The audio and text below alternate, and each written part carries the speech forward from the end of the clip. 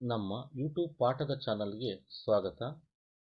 10ನೇ ತರಗತಿ ಮಕ್ಕಳೇ, ನಾವಿಂದು ಘಟಕ 4 ವೃತ್ತಗಳು, ಈ ವೃತ್ತಗಳ ಬಗ್ಗೆ ನಾವಿಂದು ಅಧ್ಯಯನ ಮಾಡೋಣ. ವೃತ್ತ ಎಂದರೆ ಏನು? ವೃತ್ತ ಎಂದರೆ ಒಂದು ಸಮತಲದಲ್ಲಿ ಸ್ಥಿರ ಬಿಂದುವಿನಿಂದ ಸ್ಥಿರ ಅಂತರದಲ್ಲಿರುವ ಬಿಂದುಗಳ ಸಮೂಹವೇ ವೃತ್ತ. ನೋಡಿ, ಇದೊಂದು ವೃತ್ತ. ಹೀಗೆ ನಾವು ವೃತ್ತ ಅಂತಂದರೆ ಒಂದು ಸಮತಲದಲ್ಲಿ ಸ್ಥಿರ ಬಿಂದುವಿನಿಂದ ಸ್ಥಿರ ಅಂತರದಲ್ಲಿರುವ ಬಿಂದುಗಳ ಸಮೂಹ. ಇಲ್ಲಿ ಎರಡು ಪದಗಳು ಬಂದು, ಒಂದು ಸ್ಥಿರ ಬಿಂದು, ಇನ್ನೊಂದು ಸ್ಥಿರ ಅಂತರ ಅಂತೇಳಿ. ಇಲ್ಲಿ ನಾವೊಂದು ವೃತ್ತವನ್ನು ನೋಡ್ತಿದ್ದೇವೆ. ಈ ವೃತ್ತವನ್ನು ನೋಡಿ, ಇದು ವೃತ್ತ ಕೇಂದ್ರದಿಂದ ಸ್ಥಿರ ಬಿಂದು, ವೃತ್ತ ಕೇಂದ್ರ ಮತ್ತು ಸ್ಥಿರ ಬಿಂದು ಅಂದರೆ ಎರಡೂ ಕೂಡ ಒಂದೇ ಆಗಿರುತ್ತೆ. ಆ ವೃತ್ತ ಕೇಂದ್ರ ಮತ್ತು ಸ್ಥಿರ ಬಿಂದು ಅಂತ ಏನು ನಾವು ಕರಿತೀವಲ್ಲ, ವೃತ್ತದ ಕೇಂದ್ರವನ್ನೇ ಸ್ಥಿರ ಬಿಂದು ಅಂತ ಕರೆದಾಗ ಅಲ್ಲಿಂದ ಸ್ಥಿರ ಅಂತರದಲ್ಲಿ ಬಿಂದುಗಳ ಸಮೂಹ ಅಂದರೆ ಇಲ್ಲಿ ಒಂದು ಕೇಂದ್ರದಿಂದ ಪರಿಧಿಗಿರುವ ದೂರ ಏನಿದೆಯಲ್ಲ, ಈ ರೀತಿ ಸ್ಥಿರ ಅಂತರದಲ್ಲಿ ಚಲಿಸ್ತಾ ಇದೆ. ಸ್ಥಿರ ಅಂತರದಲ್ಲಿ ಚಲಿಸ್ತಿರ್ತಕ್ಕಂಥ ಈ ಸ್ಥಿರ ಅಂತರವನ್ನು ನಾವು ತ್ರಿಜ್ಯ ಅಂತ ಕರಿತೀವಿ. ಸ್ಥಿರ ಬಿಂದುವನ್ನು ಕೇಂದ್ರ ಅಂತ ಕರಿತೀವಿ. ಅಂದರೆ ಒಂದು ಸಮತಲದಲ್ಲಿ, ಒಂದು ಸಮತಟ್ಟಾದ ಮೇಲ್ಮೈನಲ್ಲಿ ಸ್ಥಿರ ಬಿಂದುವಿನಿಂದ ಸ್ಥಿರ ಅಂತರದಲ್ಲಿ ನೋಡಿ ಈ ರೀತಿ ಚಲಿಸುತ್ತಿರುವ ಬಿಂದುಗಳ ಗಣವನ್ನು ಅಥವಾ ಬಿಂದುಗಳ ಸಮೂಹ. ಯಾಕೆಂದರೆ ಈ ಪರಿಧಿಯ ಮೇಲೆ ಅನೇಕ ಬಿಂದುಗಳಿದ್ದಾವೆ. ಆ ಅನೇಕ ಬಿಂದುಗಳ ಸಮೂಹ ಇವೆಲ್ಲವೂ ಕೂಡ ಸ್ಥಿರ ಅಂತರದಲ್ಲಿದ್ದಾಗ ಅದಕ್ಕೆ ನಾವು ಇಲ್ಲಿ ಕೇಂದ್ರದಿಂದ ಪರಿಧಿಗಿರುವ ಸ್ಥಿರ ಅಂತರವನ್ನೇ ನಾವು ತ್ರಿಜ್ಯ ಅಂತ ಕರಿತೀವಿ, ಮತ್ತು ಸ್ಥಿರ ಬಿಂದುವನ್ನು ಕೇಂದ್ರ ಅಂತೇಳಿ ಕರಿತೀವಿ. ಹಾಗಾದರೆ ವೃತ್ತ ಎಂದರೆ ಒಂದು ಸ್ಥಿರ ಬಿಂದುವಿನಿಂದ ಸ್ಥಿರ ಅಂತರದಲ್ಲಿ ಚಲಿಸುತ್ತಿರುವ ಬಿಂದುಗಳ ಗಣವಾಗಿರುತ್ತದೆ. ನೋಡಿ, ನಾವು ನೋಡ್ತಿರ್ತಕ್ಕಂಥ ಚಿತ್ರದಲ್ಲಿ ವೃತ್ತದ ಕೇಂದ್ರ O ಮತ್ತು A ಪರಿಧಿಯ ಮೇಲಿನ ಒಂದು ಬಿಂದು. O ವೃತ್ತ ಕೇಂದ್ರ ಅಥವಾ ಸ್ಥಿರ ಬಿಂದು. ಆ ಸ್ಥಿರ ಬಿಂದುವಿನಿಂದ ಸ್ಥಿರ ಬಿಂದು O ನಿಂದ ಆ ಎಗಿರ್ತಕ್ಕಂಥ ಸ್ಥಿರ ಅಂತರ ಏನಿದೆಯಲ್ಲ, ಈ ಸ್ಥಿರ ಅಂತರ OA ಅನ್ನು ನಾವು ತ್ರಿಜ್ಯ ಅಂತೇಳಿ ನಾವು ಕರಿತೀವಿ. ಅದೇ ರೀತಿ ನೋಡಿ, ಇಲ್ಲಿ ಎ ಇಂದ ಬಿ ಇರ್ತಕ್ಕಂಥ ದೂರ ಅಂದರೆ ಕೇಂದ್ರದ ಮೂಲಕ ಹಾದು ಹೋಗಿರುವ ಒಂದು ರೇಖೆ ಅಥವಾ ವೃತ್ತದ ಕೇಂದ್ರದ ಮೂಲಕ ಹಾದು ಹೋಗಿರುವ ಒಂದು ಇದಕ್ಕೆ ನಾವು AB ಅಂತೇಳಿ ನಾವು AB ಅಂತ ಏನಿದೆಯಲ್ಲ ಇದಕ್ಕೆ ನಾವು ವ್ಯಾಸ ಅಂತೇಳಿ ಕರಿತೀವಿ. ಇಲ್ಲಿ ಕೊಟ್ಟಿರ್ತಕ್ಕಂಥ ಚಿತ್ರದಲ್ಲಿ AB ಇಸ್ ಈಕ್ವಲ್ ಟು ಏನಂತ ಕರಿಬೇಕಾದ್ರೆ ನಾವು ABಯನ್ನು ವ್ಯಾಸ ಅಂತೇಳಿ ಕರಿತೀವಿ. ಹಾಗಾದರೆ ಮುಂದಿನ ಇದರಲ್ಲಿ ನೋಡಿ, ಇಲ್ಲಿರ್ತಕ್ಕಂಥ ಚಿತ್ರದಲ್ಲಿ ನಾವು ಒಂದು ವೃತ್ತದಲ್ಲಿ ಅನೇಕ ತ್ರಿಜ್ಯಗಳನ್ನು ನಾವು ಎಳಿಬೋದು. ನೋಡಿ, ಇಲ್ಲಿ ವೃತ್ತದ ಕೇಂದ್ರ ಇದು O ಆದರೆ ಇಲ್ಲಿ O ಇಂದ A ತ್ರಿಜ್ಯ, OB ತ್ರಿಜ್ಯ ನೋಡಿ. ಅದೇ ರೀತಿ CDEF ಅಂತ ಹೇಳಿದೀವಲ್ಲ, ಇಲ್ಲಿ ಕಾಣ್ತಕ್ಕಂಥ OA is equal to OB is equal to OC is equal to OD OE OF ಅಂದರೆ ಪ್ರತಿಯೊಂದು ಒಂದೇ ವೃತ್ತದಲ್ಲಿರ್ತಕ್ಕಂಥ ಎಲ್ಲ ತ್ರಿಜ್ಯಗಳು ಸಮನಾಗಿರುತ್ತವೆ. ಒಂದೇ ವೃತ್ತದಲ್ಲಿರುವ ಎಲ್ಲ ತ್ರಿಜ್ಯಗಳು ಸಮನಾಗಿರುತ್ತವೆ. ನಾವು ಇನ್ನೊಂದು ಮುಖ್ಯವಾದ ಒಂದು ಅಂಶವನ್ನು ನಾವು ನೋಡ್ತಾ ಇದ್ದೀವಿ. ಇಲ್ಲಿ ಕಾಣ್ತಿರ್ತಕ್ಕಂಥ ಚಿತ್ರವನ್ನು ಗಮನಿಸಿ, ಮೂರು ವೃತ್ತಗಳನ್ನು ಹಾಕಿದ್ದೀವಿ. ಆ 3 ವೃತ್ತಗಳಿಗೆ ಒಂದು ರೇಖೆ ಇದೆ PQ. ಆದರೆ ಆ PQ ರೇಖೆ ಯಾವ್ಯಾವ ರೀತಿ ಇದೆ ಅಂತ ನೋಡಿ. ಆ PQ ಅಂತಕ್ಕಂಥ ರೇಖೆ ನಾವು ವೃತ್ತ A ಅನ್ನು ಗಮನಿಸಿದಾಗ ಛೇದಕವಲ್ಲದ ರೇಖೆ ಆಗಿದೆ. PQ ಅಂತಕ್ಕಂಥದ್ದು ರೇಖೆಯ ವೃತ್ತದೊಂದಿಗೆ ಯಾವುದೇ ಸಾಮಾನ್ಯ ಬಿಂದುವನ್ನು ಹೊಂದಿರುವುದಿಲ್ಲ. ಹಾಗಾಗಿ A ಕೇಂದ್ರವಿರುವ ವೃತ್ತಕ್ಕೆ PQ ಒಂದು ಛೇದಕವಲ್ಲದ ರೇಖೆ. ಅದು ಎರಡನೇದು ನೋಡಿ, B ಕೇಂದ್ರವುಳ್ಳ ವೃತ್ತವನ್ನು ಗಮನಿಸಿ. ಇದರಲ್ಲಿ B ಕೇಂದ್ರವುಳ್ಳ ವೃತ್ತದ ಮೇಲಿನ 2 ಬಿಂದುಗಳಲ್ಲಿ ಛೇದಿಸಿದೆ. ಈ ವೃತ್ತವನ್ನು ಗಮನಿಸಿ. ಹಾಗಾದರೆ PQ ರೇಖೆ ಏನಾಗಿದೆ ನೋಡಿ. ಆ PQ ರೇಖೆ ಅಂತಕ್ಕಂಥದ್ದು B ಕೇಂದ್ರವಿರುವ ವೃತ್ತವನ್ನು 2 ಬಿಂದುಗಳಲ್ಲಿ ಛೇದಿಸಿರುವುದರಿಂದ ಅದು ಛೇದಿಸುವ ರೇಖೆ ಅಂತ ಕರಿತೀವಿ. ಹಾಗಾದರೆ ಮೂರನೇದಾಗಿ ಇಲ್ಲಿ ಒಂದು ಸಿ ಕೇಂದ್ರವುಳ್ಳ ವೃತ್ತವು ಇಲ್ಲಿ ಓ ಬಿಂದುವಿನಲ್ಲಿ ಟಚ್ ಆಗಿದೆ, ಒಂದು ಏಕೈಕ ಬಿಂದುವಿನಲ್ಲಿ ಇರೋದ್ರಿಂದ ಅದಕ್ಕೆ ನಾವು ವೃತ್ತ ಸ್ಪರ್ಶಕ ಪಿ ಕ್ಯೂ ರೇಖೆಯನ್ನು ವೃತ್ತ ಸ್ಪರ್ಶಕ ಅಂತೇಳಿ ಕರಿತೀವಿ. ಅಂದರೆ ಪಿ ಕ್ಯೂ ಅಂತಕ್ಕಂಥ ರೇಖೆ ಇಲ್ಲಿ ಈ ಮೂರು ರೀತಿಯಾಗಿ ನಾವು ಹೇಳ್ಬೋದು, ಮೂರು ಪಾತ್ರಗಳನ್ನು ಮಾಡಿದೆ, ಮೂರು ವೃತ್ತಗಳಿಗೆ ಮೂರು ಪಾತ್ರಗಳನ್ನು ಮಾಡಿದೆ ಅಂತ ಹೇಳ್ಬೋದು. ಅಂದರೆ ಎ ಕೇಂದ್ರವುಳ್ಳ ವೃತ್ತಕ್ಕೆ ಛೇದಕವಲ್ಲದ ರೇಖೆ, ಎಲ್ಲೂ ಟಚ್ ಆಗಿಲ್ಲ. ಬಿ ಕೇಂದ್ರವುಳ್ಳ ವೃತ್ತಕ್ಕೆ ಎರಡು ಬಿಂದುಗಳಲ್ಲಿ ಛೇದಿಸಿದೆ, ಹಾಗಾಗಿ ಅದು ಛೇದಿಸುವ ರೇಖೆ. ಸಿ ಕೇಂದ್ರವುಳ್ಳ ವೃತ್ತವನ್ನು ಏಕೈಕ ಬಿಂದುವಿನಲ್ಲಿ ಅಂದರೆ ಓ ಬಿಂದುವಿನಲ್ಲಿ ಛೇದಿಸಿದೆ, ಹಾಗಾಗಿ ಅದಕ್ಕೆ ಸ್ಪರ್ಶಕವಾಗಿದೆ. ಸೊ ಈ ರೀತಿಯಾಗಿ ನಾವು ಇದನ್ನು ಅರ್ಥ ಮಾಡ್ಕೊಳ್ಬೇಕಾಗುತ್ತೆ.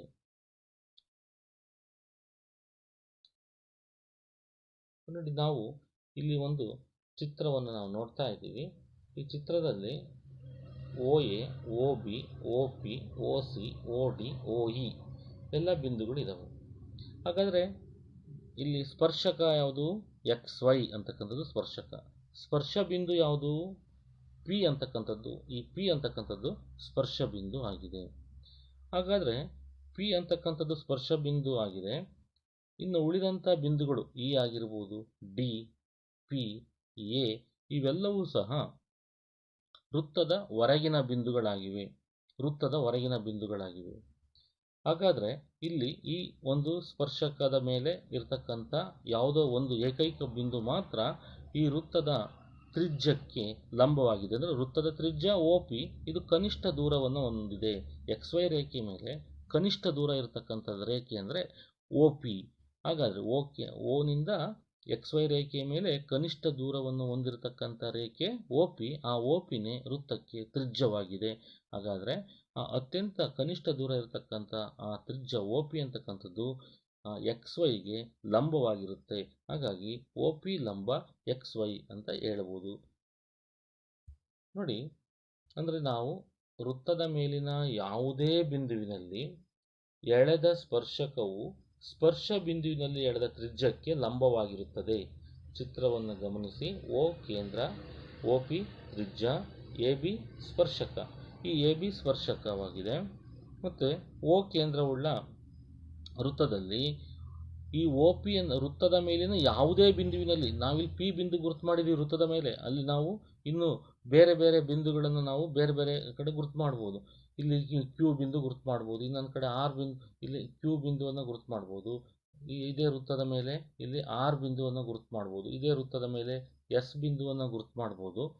ಆಗ ನಮಗೆ ಇಲ್ಲಿ ಓನಿಂದ ಇಲ್ಲಿ ಯಾವುದೇ ಒಂದು ಬಿಂದುವಿನಲ್ಲಿ ನಾವು ತ್ರಿಜ್ಯವನ್ನು ಎಳೆದಾಗ ಆಗ ನಮಗೆ ಆ ಒಂದು ತ್ರಿಜ್ಯ ಅಂದರೆ ಇಲ್ಲಿ ನಾವು ಓ ಪಿ ತ್ರಿಜ್ಯವನ್ನು ತೆಗೆದುಕೊಂಡ್ರೆ ಆ ಓ ಪಿ ತ್ರಿಜ್ಯ ಸ್ಪರ್ಶಕ ಎ ಬಿ ಏನಿದೆಯಲ್ಲ, ಈ ಸ್ಪರ್ಶಕ ಎ ಬಿಗೆ ಲಂಬವಾಗಿದೆ. ಹಾಗಾಗಿ ನಾವಿಲ್ಲಿ ಏನು ಹೇಳ್ಬೋದು ಅಂದರೆ, ನಾವು ಈ ಒಂದು ಇದರಲ್ಲಿ ಓ ಪಿ ಲಂಬ ಯಾವುದಕ್ಕೆ? A B. ಓ ಪಿ ಲಂಬ ಎ ಬಿ ಅಂತ ಹೇಳ್ಬೋದು. ಇಲ್ಲಿ ನಾವು ಈಗ ತಾನೇ ಹೇಳ್ತಾ ಇದ್ವಿ, ವೃತ್ತದ ಮೇಲಿನ ಯಾವುದೇ ಬಿಂದುವಿನಲ್ಲಿ ಎಳೆದ ಸ್ಪರ್ಶಕವು ಸ್ಪರ್ಶ ಬಿಂದುವಿನಲ್ಲಿ ಎಳೆದ ತ್ರಿಜ್ಯಕ್ಕೆ ಲಂಬವಾಗಿರುತ್ತದೆ. ಇದು ಮೊದಲನೇ ಪ್ರಮೇಯ. ಮಕ್ಕಳ ವೃತ್ತದ ಘಟಕದಲ್ಲಿ 3 ಅಂಕಗಳಿಗೆ ಒಂದು ಪ್ರಮೇಯ ಇದ್ದೇ ಇರುತ್ತೆ. ವೃತ್ತದ ಘಟಕದಲ್ಲಿ 2 ಪ್ರಮೇಯಗಳು ಇದ್ದಾವೆ. ಅದರಲ್ಲಿ 2 ಪ್ರಮೇಯದಲ್ಲಿ ಒಂದು ಪ್ರಮೇಯ ಪರೀಕ್ಷೆಯಲ್ಲಿ 3 ಅಂಕಗಳಿಗೆ ಇದ್ದೇ ಇರುತ್ತದೆ. ನಾವು ಹೇಳಿದ್ವಿ, ಇಲ್ಲಿ ವೃತ್ತದ ಮೇಲಿನ ಯಾವುದೇ ಬಿಂದುವಿನಲ್ಲಿ ಎಳೆದ ಸ್ಪರ್ಶಕವು ಸ್ಪರ್ಶ ಬಿಂದುವಿನಲ್ಲಿ ಎಳೆದ ತ್ರಿಜ್ಯಕ್ಕೆ ಲಂಬವಾಗಿರುತ್ತದೆ ಎಂದು ಸಾಧಿಸಿ ಅಂತೇಳಿ ನಮಗೆ 3 ಮಾರ್ಕ್ಸ್ಗೆ ಕೇಳಿದಾಗ, ಸೊ ನಾವು ಮೊದಲಿಗೆ ಚಿತ್ರವನ್ನು ಬರೆದುಕೊಳ್ಬೇಕು. ನೋಡಿ, ಈ ಚಿತ್ರವನ್ನು ನಾವು ನೋಡಿದಾಗ ಇಲ್ಲಿ ಕೊಟ್ಟಿರ್ತಕ್ಕಂಥ ಮೊದಲನೇ ಅಂಶ ದತ್ತಾಂಶಗಳನ್ನು ಅವ್ರು ಕೊಟ್ಟಿರೋ ರೀತಿ ನಾವು ಚಿತ್ರವನ್ನು ಬರ್ಕೊಂಡ್ವಿ. ಓ ಕೇಂದ್ರವುಳ್ಳ ವೃತ್ತವನ್ನು ಬರೆದಿದ್ದೀವಿ. ಮತ್ತು ಪಿ ಬಿಂದುವಿನಲ್ಲಿ ಎಕ್ಸ್ ವೈ ಒಂದು ಸ್ಪರ್ಶಕವಾಗಿದೆ. ಪಿ ಬಿಂದುವಿನಲ್ಲಿ ಎಕ್ಸ್ ವೈ ಒಂದು ಸ್ಪರ್ಶಕವಾಗಿದೆ. ಇದು ನೋಡಿ, ಇದು ಸ್ಪರ್ಶಕ, ಇದು ಎಕ್ಸ್ ವೈ ಅಂತಕ್ಕಂಥದ್ದು ಸ್ಪರ್ಶಕ. ಓ ಅಂತಕ್ಕಂಥದ್ದು ಒಂದು ವೃತ್ತ ಕೇಂದ್ರ.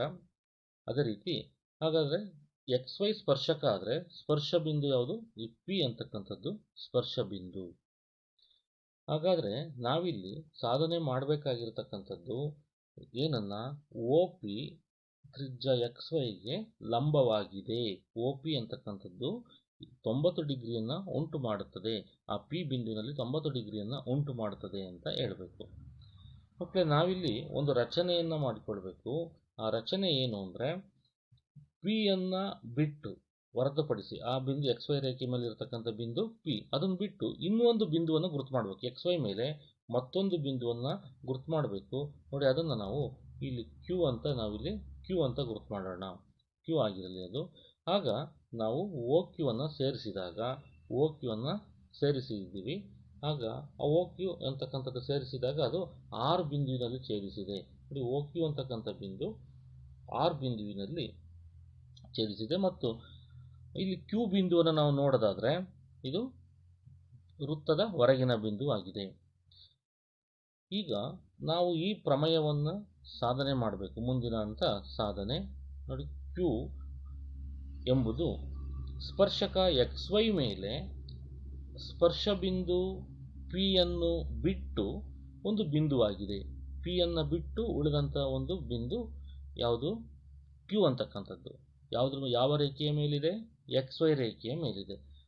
ಹಾಗಾದರೆ ಅದು ವೃತ್ತದ ಹೊರಭಾಗದಲ್ಲೇ ಇರಬೇಕು. ಯಾಕೆ ಅಂದರೆ ಒಂದು ಸ್ಪರ್ಶಕಕ್ಕೆ ನಾವು ಒಂದು ಸ್ಪರ್ಶ ಬಿಂದು ಮಾತ್ರ ಇರುತ್ತೆ. ವೃತ್ತದಲ್ಲಿ ಒಂದು ಸ್ಪರ್ಶ ಬಿಂದು ಮಾತ್ರ ಇರುತ್ತೆ. ಹಾಗಾದರೆ ಇನ್ನೊಂದು ಯಾವುದೇ ಬಿಂದು ಇದ್ರೂ ಕೂಡ ಅದು ವೃತ್ತದ ಹೊರಭಾಗದಲ್ಲಿರಬೇಕು. ಅಂದರೆ ವೃತ್ತದ ಸ್ಪರ್ಶಕವು ವೃತ್ತದೊಂದಿಗೆ ಒಂದೇ ಒಂದು ಸಾಮಾನ್ಯ ಬಿಂದುವನ್ನು ಹೊಂದಿರುತ್ತದೆ. ಆದ್ದರಿಂದ ಕ್ಯೂ ವೃತ್ತದ ಹೊರಭಾಗದಲ್ಲಿರಬೇಕು. ನೋಡಿ, ಓ ಕ್ಯೂ ವೃತ್ತವನ್ನು ಆರ್ ಬಿಂದುವಿನಲ್ಲಿ ಛೇದಿಸಿದೆ. ನಾವು ಓ ಕ್ಯೂ ರಚನೆಯನ್ನು ಮಾಡಿಕೊಂಡ್ವಿ. ಓ ಕ್ಯೂ ರಚನೆಯನ್ನು ಮಾಡಿಕೊಂಡಾಗ ಇಲ್ಲಿ ನೋಡಿ, ಆ ಆರ್ ಬಿಂದುವಿನಲ್ಲಿ ಛೇದಿಸಿದೆ. ಯಾವುದು? ಓ ಕ್ಯೂ ರೇಖೆ ಆರ್ ಬಿಂದುವಿನಲ್ಲಿ ಛೇದಿಸಿದೆ. ಆದ್ದರಿಂದ ನಮಗೆ ಇಲ್ಲೇನಂತ ಹೇಳ್ಬೋದು? O P is equal to O R.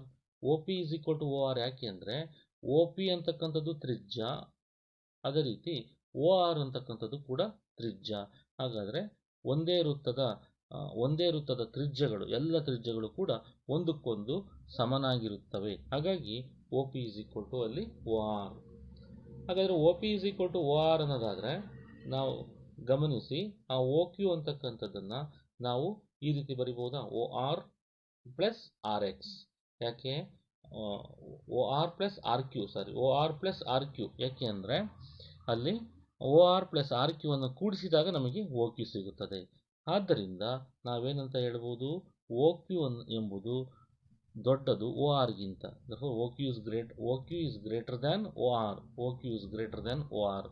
ಯಾಕೆಂದರೆ ಅಲ್ಲಿ ಓ ಕ್ಯೂ ಓ ಆರ್ಗಿಂತ ದೊಡ್ಡದಾಗಿದೆ. ಯಾಕೆಂದರೆ ಬರೀ ಓ ಕ್ಯೂ ಅಂದಾಗ ಬರೀ ಓ ಆರ್ ಮಾತ್ರ ಇಲ್ಲ, ಅದ್ರ ಜೊತೆಗೆ ಆರ್ ಕ್ಯೂನು ಕೂಡ ಸೇರ್ಕೊಂಡಿರುತ್ತೆ. ಹಾಗಾಗಿ ಅದು ಹೆಚ್ಚಾಗಿದೆ. O Q is greater than O R ಆಗಿರೋದ್ರಿಂದ O R is equal to O P. ಆ ಕಾರಣದಿಂದ ನಾವೇನಂತ ಬರಿಬೋದು? O Q greater than O P. O R ಜಾಗದಲ್ಲಿ ಓ ಪಿಯನ್ನು ಆದೇಶ ಮಾಡಿದ್ದೀವಿ. ಕಾರಣ O P is equal to O R. ಆದ್ದರಿಂದ ಓ ಪಿಯು ಓನಿಂದ ಎಕ್ಸ್ ವೈ ಸ್ಪರ್ಶಕ ಕೆಳದ ಕನಿಷ್ಠ ದೂರವಾಗಿದೆ. ಅಲ್ಲಿ ಯಾವುದೇ ಬಿಂದುವನ್ನು ಎಕ್ಸ್ ವೈ ರೇಖೆ ಮೇಲೆ ಗುರುತು ಮಾಡಿದರೆ ಕನಿಷ್ಠ ದೂರ ಇರತಕ್ಕಂಥ ರೇಖೆ ಅಂದರೆ ಕೇವಲ ಒ ಪಿನೇ ಆಗಿರುತ್ತೆ. ಆದ್ದರಿಂದ ಒ ಪಿ ಲಂಬ X Y. O P X ವೈಗೆ ಲಂಬವಾಗಿದೆ. ಕಾರಣ ಒಂದು ಯಾವುದೇ ಆ ಬಿಂದುವಿನಿಂದ ರೇಖೆಗಿರುವ ಕನಿಷ್ಠ ದೂರ, ಬಿಂದುವಿನಿಂದ ವೃತ್ತ ಕೇಂದ್ರದಿಂದ ಅಲ್ಲಿ ಬಿಂದುವಿನಿಂದ ರೇಖೆಗಿರುವ ಕನಿಷ್ಠ ದೂರವು ಆ ರೇಖೆಗೆಳೆದ ಲಂಬವಾಗಿರುತ್ತದೆ. ಆದ್ದರಿಂದ ಒ ಪಿ ಲಂಬ ಎಕ್ಸ್ ವೈ ಆಗಿದೆ. ಆದ್ದರಿಂದ ಇಲ್ಲಿ ಒ ಪಿ ಅಂತಕ್ಕಂಥ ವೃತ್ತದ ತ್ರಿಜ್ಯ ಎಕ್ಸ್ ವೈ ಅಂತಕ್ಕಂಥ ಸ್ಪರ್ಶಕಕ್ಕೆ ಅದರ ಸ್ಪರ್ಶ ಬಿಂದು ಪಿ ನಲ್ಲಿ ಲಂಬವಾಗಿದೆ ಎಂದು ನಾವೀಗ ಸಾಧಿಸಿದ್ದೇವೆ ಮಕ್ಕಳೇ. ನೋಡಿ, ನಾವು ಇದುವರೆಗೂ ತಿಳ್ಕೊಂಡಂಥ ಅಂಶಗಳಿಗೆ ಸಂಬಂಧಪಟ್ಟಂತೆ ಕೆಲವು ಅಭ್ಯಾಸದಲ್ಲಿರ್ತಕ್ಕಂಥ ಕೆಲವು ಪ್ರಶ್ನೆಗಳಿಗೆ ನಾವು ಉತ್ತರವನ್ನು ಬರೆಯೋದಕ್ಕೆ ಟ್ರೈ ಮಾಡೋಣ. ಮಕ್ಕಳು, ವೃತ್ತವು ಹೊಂದಿರಬಹುದಾದ ಸ್ಪರ್ಶಕಗಳ ಸಂಖ್ಯೆ ಎಷ್ಟು? ವೃತ್ತವು ಹೊಂದಿರಬಹುದಾದ ಸ್ಪರ್ಶಕಗಳ ಸಂಖ್ಯೆ ಅನೇಕ ಬರಿಬೋದು. ನಾವು ಅಪರಿಮಿತ ಬರಿಬೋದು. ಏಕೆ? ಒಂದು ವೃತ್ತದ ಯಾವುದೇ ಬಿಂದುವಿನಲ್ಲಿ ನಾವು ವೃತ್ತದ ಮೇಲೆ ಅನೇಕ ಬಿಂದುಗಳನ್ನು ಗುರುತು ಮಾಡ್ಬೋದು.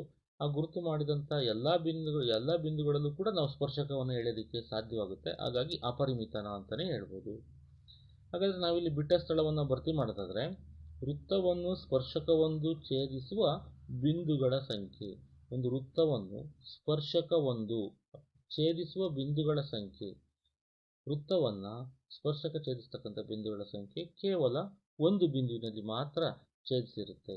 ಏಕೆಂದರೆ ಒಂದು ಸ್ಪರ್ಶಕ ಅಂದರೆ ಒಂದು ಸ್ಪರ್ಶಕ ರೇಖೆ ಇದ್ದಾಗ ಅದಕ್ಕಿರ್ತಕ್ಕಂಥ ಸ್ಪರ್ಶ ಬಿಂದು ಕೇವಲ ಒಂದು. ಹಾಗಾದರೆ ವೃತ್ತವನ್ನು ಎರಡು ಬಿಂದುಗಳಲ್ಲಿ ಛೇದಿಸುವ ರೇಖೆಗೆ ಏನಂತ ಕರಿತೀವಿ? ವೃತ್ತವನ್ನು ಎರಡು ಬಿಂದುಗಳಲ್ಲಿ ಛೇದಿಸುವ ರೇಖೆಯೇ ವೃತ್ತ ಛೇದಕ. ಹಾಗಾಗಿ ಛೇದಕ ಆಗಿರುತ್ತೆ ಎರಡು ಬಿಂದುಗಳಲ್ಲಿ. ನಾವು ಹಿಂದೆ ಚಿತ್ರವನ್ನು ನಾವು ನೋಡಿದ್ವಿ. ಒಂದು ವೃತ್ತವು ಹೊಂದಿರಬಹುದಾದ ಸಮಾಂತರ ಸ್ಪರ್ಶಕಗಳ ಗರಿಷ್ಠ ಸಂಖ್ಯೆ. ಒಂದು ವೃತ್ತವು ಹೊಂದಿರಬಹುದಾದ ಸಮಾಂತರ ಸ್ಪರ್ಶಕಗಳ ಗರಿಷ್ಠ ಸಂಖ್ಯೆ 2 ಆಗಿರುತ್ತೆ. ನೋಡಿ ಯಾವ ರೀತಿ 2 ಅಂತ. ನಾವಿಲ್ಲಿ ಸ್ಪರ್ಶಕಗಳನ್ನು ವೃತ್ತಕ್ಕೆ ಛೇದಕಗಳನ್ನು ಎಳೆದ ಹೋಗಿದ್ದೀವಿ. ಆದರೆ ಇಲ್ಲಿ ಉಂಟಾಗಿರ್ತಕ್ಕಂಥ ಸ್ಪರ್ಶಕಗಳು ಇಲ್ಲಿ ಒಂದು ಬಿ ಬಿಂದುವಿನಲ್ಲಿ ಬಿ ಬಿಂದುವಿನಲ್ಲಿ ಸ್ಪರ್ಶಿಸಿದೆ ವೃತ್ತವನ್ನು, ಮತ್ತು ಎ ಬಿಂದುವಿನಲ್ಲಿ ಸ್ಪರ್ಶಿಸಿದೆ. ಇನ್ನು ಉಳಿದಂತೆ ಎರಡು ಬಿಂದುಗಳಲ್ಲಿ ನೋಡಿ, ಇಲ್ಲಿ ಒಂದು ಬಿಂದು ಮತ್ತು ಈ ಕಡೆ ಇಲ್ಲಿ ಒಂದು ಬಿಂದುವಿನಲ್ಲಿ ಎರಡು ಬಿಂದುಗಳಲ್ಲಿ ಛೇದಿಸಿದೆ ಉಳಿದಂಥ ಎಲ್ಲ ರೇಖೆಗಳು. ಆದರೆ ಎ ಮತ್ತು ಬಿ ಅಂತ ಏನು ನಾವು ಬಿಂದುಗಳನ್ನು ಗುರುತು ಮಾಡಿದ್ದೀವಲ್ಲ, ಅದು ಏಕೈಕ ಬಿಂದುವಿನಲ್ಲಿ ಛೇದಿಸಿದೆ. ಹಾಗಾದರೆ ಇಲ್ಲಿ ಈ ಎಲ್ಲ ರೇಖೆಗಳನ್ನು ನಾವು ಗಮನಿಸಿದಾಗ ಸಮಾಂತರವಾಗಿರ್ತಕ್ಕಂಥ ಸ್ಪರ್ಶಕಗಳು ನೋಡಿ, ಈ ಎ ಏನು ಬರೆದಿದ್ದೀವಲ್ಲ, ಅಂದರೆ ನಾವು ಇದನ್ನು XY ರೇಖೆ ಅಂತ ಇಟ್ಕೊಳ್ಳೋಣ. ಈ XY ರೇಖೆ ಅಂತಕ್ಕಂಥದ್ದು ಇದು PQ ರೇಖೆ ಅಂತ ತಗೊಳ್ಳೋಣ. ಇದನ್ನ ಈ P ಮತ್ತು Q ಈ ರೇಖೆಗೆ XY ರೇಖೆಯು PQ ರೇಖೆಗೆ ಸಮಾಂತರವಾಗಿದೆ. ಸಮಾಂತರವಾಗಿದೆ ಅಂದರೆ ಅವೆರಡೂ ಕೂಡ XY ಮತ್ತು PQ ಎಂಥ ರೇಖೆಗಳವು? ಸ್ಪರ್ಶಕ ರೇಖೆಗಳು. ಇನ್ನು ಸ್ಪರ್ಶಕ ರೇಖೆಗಳು ಇನ್ನು ಉಳಿದಂಥ ಯಾವುದೇ ಕೂಡ ಸ್ಪರ್ಶಕ ರೇಖೆಗಳಲ್ಲ. ಇನ್ನುಳಿದವೆಲ್ಲವೂ ಕೂಡ ಛೇದಿಸುವ ರೇಖೆಗಳು. ಆದ್ದರಿಂದ ನಾವು ಒಂದು ವೃತ್ತವು ಎಷ್ಟು ಸಮಾಂತರ ಸ್ಪರ್ಶಕಗಳನ್ನು ಒಳಗೊಂಡಿದೆ ಅಂದರೆ ನಾವು ಈ ದೃಷ್ಟಿಯಲ್ಲಿ ಹೇಳೋದಾದರೆ ಕೇವಲ 2 ಸ್ಪರ್ಶಕಗಳನ್ನು ಒಳಗೊಂಡಿರುತ್ತದೆ, ಸಮಾಂತರ ಸ್ಪರ್ಶಕಗಳನ್ನು ಒಳಗೊಂಡಿರುತ್ತದೆ. ಇಲ್ಲಿ ಮುಂದಿನ ಪ್ರಶ್ನೆ ನೋಡಿ, ಒಂದು ವೃತ್ತ ಸ್ಪರ್ಶಕ ಮತ್ತು ಒಂದು ವೃತ್ತ ಹೊಂದಿರುವ ಸಾಮಾನ್ಯ ಬಿಂದುವೇ ಸ್ಪರ್ಶ ಬಿಂದು. ಮುಂದಿನದು ಒಂದು ಸಮಸ್ಯೆಯನ್ನು ನಾವು ಬಿಡಿಸಬೇಕು. ಸರಿಯಾದ ರೀತಿ ನೋಡಿ, 5 ಸೆಂಟಿಮೀಟರ್ ತ್ರಿಜ್ಯವಿರುವ ವೃತ್ತಕ್ಕೆ P ಬಿಂದುವಿನಲ್ಲಿ ಎಳೆದ ಸ್ಪರ್ಶಕ PQ ಸ್ಪರ್ಶ ಬಿಂದು P. ಇದು ವೃತ್ತ ಕೇಂದ್ರ ಓದಿಂದ ಎಳೆದ ರೇಖೆಯನ್ನು Q ಬಿಂದುವಿನಲ್ಲಿ ಸಂಧಿಸುತ್ತದೆ. ಅಂದರೆ OQ = 12 ಸೆಂಟಿಮೀಟರ್ ಆದರೆ PQ ಉದ್ದವು option A 12 centimetre, 13 centimetre, C 8.5 centimetre, D √119 centimetre. ನೋಡಿ ಮಕ್ಕಳೇ, ಈ ಲೆಕ್ಕವನ್ನು ನಾವು ಈ ರೀತಿಯಾಗಿ ಮಾಡಬೇಕು. Q ವೃತ್ತದ ಹೊರಗಿನ ಬಿಂದು, PQ ಸ್ಪರ್ಶಕ, P ಸ್ಪರ್ಶ ಬಿಂದು, OP ತ್ರಿಜ್ಯ, OQ 12 ಸೆಂಟಿಮೀಟರನ್ನು ಕೊಟ್ಟಿದ್ದಾರೆ. ನಮಗೆ OP ತ್ರಿಜ್ಯದ ಬೆಲೆಯನ್ನು ಕೂಡ ಕೊಟ್ಟಿದ್ದಾರೆ. ಸೊ ನೋಡಿ, ಹಾಗಾದರೆ ನಾವು PQನ ಬೆಲೆ ಎಷ್ಟು ಅಂತೇಳಿ ಕಂಡುಹಿಡಿಬೇಕು. ಪೈಥಾಗರಸ್ ಪ್ರಮೇಯದ ಪ್ರಕಾರ ಇಲ್ಲಿ ಲಂಬಕೋನ, ಯಾಕೆ ಒಂದು ತ್ರಿಜ್ಯ OP ಮತ್ತು ಸ್ಪರ್ಶಕದ ನಡುವೆ ಇಲ್ಲಿ ಲಂಬಕೋನ ಏರ್ಪಟ್ಟಿರುತ್ತೆ. ಹಾಗಾಗಿ ಇಲ್ಲೊಂದು ಲಂಬಕೋನ ತ್ರಿಭುಜ ಯಾವುದು ಉಂಟಾಗಿದೆ? ಲಂಬಕೋನ ತ್ರಿಭುಜ OPQ ಉಂಟಾಗಿದೆ. ಹಾಗಾದರೆ ಪೈಥಾಗರಸ್ನ ಪ್ರಮೇಯದ ಪ್ರಕಾರ ನಾವಿಲ್ಲಿ ಏನಂತ ಬರಿಬೋದು? OQ square is equal to ಯಾವುದಕ್ಕೆ ಸಮ? OP square plus PQ square. OP square plus PQ square ಅಂದರೆ ಒಂದು ಲಂಬಕೋನ ತ್ರಿಭುಜದಲ್ಲಿ ವಿಕರ್ಣದ ಮೇಲಿನ ವರ್ಗವು ಉಳಿದೆರಡು ಬಾಹುಗಳ ಮೇಲಿನ ವರ್ಗಗಳ ಮೊತ್ತಕ್ಕೆ ಸಮನಾಗಿರುತ್ತದೆ. OQ ಸ್ಕ್ವಯರ್ ಅಂದರೆ ಎಷ್ಟು? ಇಲ್ಲಿ 12 square is equal to OP square ಅಂದರೆ ಎಷ್ಟು? 5 ಸ್ಕ್ವಯರ್ ಪ್ಲಸ್ PQ ಸ್ಕ್ವಯರ್ ಅಂದರೆ ಎಷ್ಟು? PQ ನಮಗೆ ಗೊತ್ತಿಲ್ಲ, ನಾವು ಹಾಗೆ ಬರೀಬೇಕು. ಹಾಗಾದರೆ 12 ಸ್ಕ್ವಯರ್ ಅಂದರೆ 144, 5 ಸ್ಕ್ವಯರ್ ಅಂದರೆ 25 ಪ್ಲಸ್ 25 ಈ ಕಡೆಗೆ ಬಂದರೆ -25 is equal to PQ square. ಹಾಗಾದರೆ 144ರಲ್ಲಿ 25 ಕಳೆರಿ 119 = PQ² ಅಂತ ಆಗುತ್ತೆ. ನಮಗೆ ಬೇಕಾಗಿರ್ತಕ್ಕಂಥ ಬೆಲೆ PQ ಬೆಲೆ, ಅಂದರೆ ವರ್ಗವನ್ನು ಆ ಕಡೆ ಕಳಿಸಿದ್ರೆ ವರ್ಗಮೂಲ ಆಗುತ್ತೆ. ಹಾಗಾಗಿ PQ = ಯಾವುದಕ್ಕೆ ಸಮ ಅಂದರೆ √ ವರ್ಗ ಈ ಕಡೆಗೆ ಬಂದು ವರ್ಗಮೂಲ ಆಯಿತು, √119ಕ್ಕೆ ಸಮನಾಗುತ್ತೆ. ನೋಡಿ ಮುಂದಿನ ಪ್ರಶ್ನೆಯನ್ನು ನೋಡಿ. ವೃತ್ತವನ್ನು ರಚಿಸಿ ಕೊಟ್ಟಿರುವ ರೇಖೆಗೆ ಸಮಾಂತರವಾಗಿರುವಂತೆ ವೃತ್ತಕ್ಕೆ ಒಂದು ರೇಖೆಯು ಸ್ಪರ್ಶಕ ಮತ್ತೊಂದು ರೇಖೆಯು ಛೇದಕವಾಗಿರುವಂತೆ ಎರಡು ರೇಖೆಗಳನ್ನು ಎಳೆಯಿರಿ. ನಾವು ಇಲ್ಲಿ ಒಂದು ವೃತ್ತವನ್ನು ಎಳೆದಿದ್ದೀವಿ, ಒಂದು ಸ್ಪರ್ಶಕ ರೇಖೆಯನ್ನು ಎಳೆದಿದ್ದೀವಿ, ಒಂದು ಛೇದಕ ರೇಖೆಯನ್ನು ಎಳೆದಿದ್ದೀವಿ. ಇಲ್ಲಿ ಛೇದಕ ರೇಖೆ, ಸ್ಪರ್ಶಕ ರೇಖೆ ಮತ್ತು ಛೇದಕವಲ್ಲದ ರೇಖೆ ಮೂರೂ ಸಹ ಒಂದಕ್ಕೊಂದು ಸಮಾಂತರವಾಗಿದ್ದಾವೆ. ಹಾಗಾಗಿ AB ಇಲ್ಲಿ ಒಂದು ರೇಖೆ, PQ ಒಂದು ಛೇದಕ ರೇಖೆ, XY ಒಂದು ಸ್ಪರ್ಶಕ ರೇಖೆ. ಮಕ್ಕಳೇ, ನಾವು ಮುಂದಿನ ಅಂಶಗಳನ್ನು ಗಮನಿಸೋಣ. ನೀವೊಂದು ವೃತ್ತವನ್ನು ನೋಡ್ತಾ ಇದ್ದೀರಾ. ಇಲ್ಲಿ ಈ ಒಂದು ವೃತ್ತದಲ್ಲಿ ನಮಗೆ ನೋಡಿ A ಅಂತಕ್ಕಂಥದ್ದು ವೃತ್ತದ ಒಳಗಿನ ಬಿಂದು. A ಎಂಬುದು ವೃತ್ತದ ಒಳಗಿನ ಬಿಂದು ಆಗಿದೆ. ಹಾಗಾದರೆ ಈ ಒಳಗಿನ ಬಿಂದುವಿನಿಂದ ನಾವು ಸ್ಪರ್ಶಕ ಎಳೆಯಲು ಸಾಧ್ಯವೇ? ನೋಡಿ, ಇಲ್ಲಿ ನಾವು ಒಳಗಿನ ಬಿಂದುವಿನಿಂದ ರೇಖೆಯನ್ನು ಎಳೆದಾಗ ಅದು ಎರಡು ಬಿಂದುಗಳಲ್ಲಿ ಛೇದಿಸಿದೆ.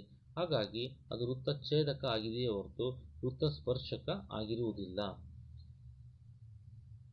ನೋಡಿ, ನಾವು ಮುಂದೆ ವೃತ್ತದ ಮೇಲೆ ಇಲ್ಲಿ ಇಲ್ಲಿ ಇನ್ನೊಂದು Q ಬಿಂದು, P ಬಿಂದು ಬರೆದಿದ್ದೀವಿ. O ವೃತ್ತದ ಕೇಂದ್ರ ಬಿಂದು. ಹಾಗಾದರೆ ಇಲ್ಲಿ ಇರ್ತಕ್ಕಂಥ ಒಂದು Q ಬಿಂದು ಏನಿದೆಯಲ್ಲ, ಇದು ವೃತ್ತದ ಮೇಲಿನ ಬಿಂದು. ವೃತ್ತದ ಮೇಲಿನ ಬಿಂದುವಿನಿಂದ ಎಷ್ಟು ಸ್ಪರ್ಶಕ ಎಳೆಯಲು ಸಾಧ್ಯ? ನೋಡಿ, ಒಂದು ಸ್ಪರ್ಶಕವನ್ನು ನಾವು ಇಲ್ಲಿ ಎಳೆದಿದ್ದೀವಿ. ವೃತ್ತದ ಮೇಲಿನ ಒಂದು ಬಿಂದುವಿನಿಂದ ಒಂದು ಸ್ಪರ್ಶಕವನ್ನು ಮಾತ್ರ ಎಳೆಯಲು ಸಾಧ್ಯವಾಗುತ್ತದೆ. ಹಾಗಾಗಿ Q ವೃತ್ತದ ಮೇಲಿನ ಒಂದು ಬಿಂದುವಿನಿಂದ ನಾವು ಒಂದು ಸ್ಪರ್ಶಕವನ್ನು ಎಳೆಯೋದಕ್ಕೆ ಸಾಧ್ಯವಾಗುತ್ತೆ.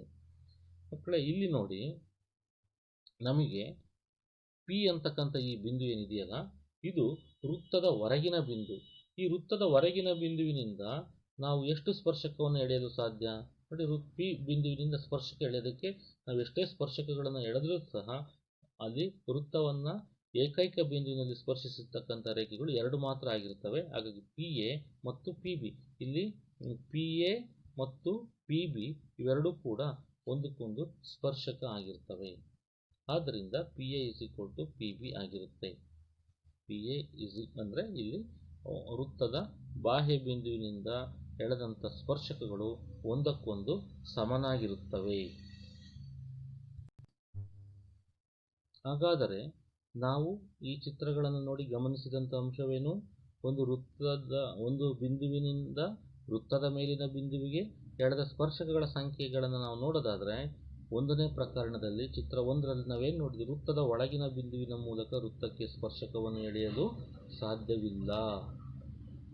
ಅದೇ ರೀತಿ ನಾವು ವೃತ್ತದ ಮೇಲಿನ ಎರಡನೇ ಚಿತ್ರ ನೋಡಿದ್ವಿ. ನಾವು ಗಮನಿಸಿ, ವೃತ್ತದ ಮೇಲಿನ ಒಂದು ಬಿಂದುವಿನಲ್ಲಿ ವೃತ್ತಕ್ಕೆ ಒಂದೇ ಒಂದು ಸ್ಪರ್ಶಕ ಮಾತ್ರ ಎಳೆಯಬಹುದು. ಒಂದು ಬಿಂದುವಿನಿಂದ ಒಂದು ಸ್ಪರ್ಶಕ ಎಳೆಯಬಹುದು. ವೃತ್ತದ ಮೇಲೆ ಅನೇಕ ಬಿಂದುಗಳನ್ನು ಇಟ್ಕೊಂತ ಹೋದರೆ ಅನೇಕ ಅಪರಿಮಿತ ಸ್ಪರ್ಶಗಳನ್ನು ಎಳೆಯಬಹುದು. ಆದರೆ ಒಂದು ಬಿಂದುವಿನಿಂದ ಎಷ್ಟು ಸ್ಪರ್ಶಕ ಎಳೆಯಲು ಸಾಧ್ಯ? ಕೇವಲ ಒಂದು ಮಾತ್ರ ಸ್ಪರ್ಶಕ ಎಳೆಯೋದಕ್ಕೆ ಸಾಧ್ಯವಾಗುತ್ತೆ. ಹಾಗಾದರೆ ವೃತ್ತಕ್ಕೆ ನಾವು ಚಿತ್ರವನ್ನು ನೋಡಿದ್ವಿ. ವೃತ್ತಕ್ಕೆ ಬಾಹ್ಯ ಬಿಂದುವಿನಿಂದ ನಿರ್ದಿಷ್ಟವಾಗಿ ಎರಡು ಸ್ಪರ್ಶಕಗಳನ್ನು ಮಾತ್ರ ಎಳೆಯಲು ಸಾಧ್ಯ. ಬಾಹ್ಯ ಬಿಂದುವಿನಿಂದ ಆದರೆ ಎರಡು ಸ್ಪರ್ಶಕ ಮಾತ್ರ ಎಳಿಬಹುದು. ಹೀಗೆ ವೃತ್ತಕ್ಕೆ ಬಾಹ್ಯ ಬಿಂದುವಿನಿಂದ ನಾವು ಸ್ಪರ್ಶಕಗಳನ್ನು ಎಳೆದದನ್ನು ನೋಡಿದ್ವಿ. ಆದರೆ ಆ ಸ್ಪರ್ಶಕಗಳನ್ನು ನಾವು ಅಳತೆ ಮಾಡಿ ನೋಡಿದಾಗ ವೃತ್ತಕ್ಕೆ ಬಾಹ್ಯ ಬಿಂದುವಿನಿಂದ ಸ್ಪರ್ಶಕಗಳನ್ನು ಎಳೆದಾಗ ಆ ಉದ್ದವು ಸಮನಾಗಿರುತ್ತದೆ. ಇದನ್ನು ನಾವು ತಾರ್ಕಿಕವಾಗಿ ಸಾಧಿಸಬೇಕು ಮಕ್ಕಳೇ.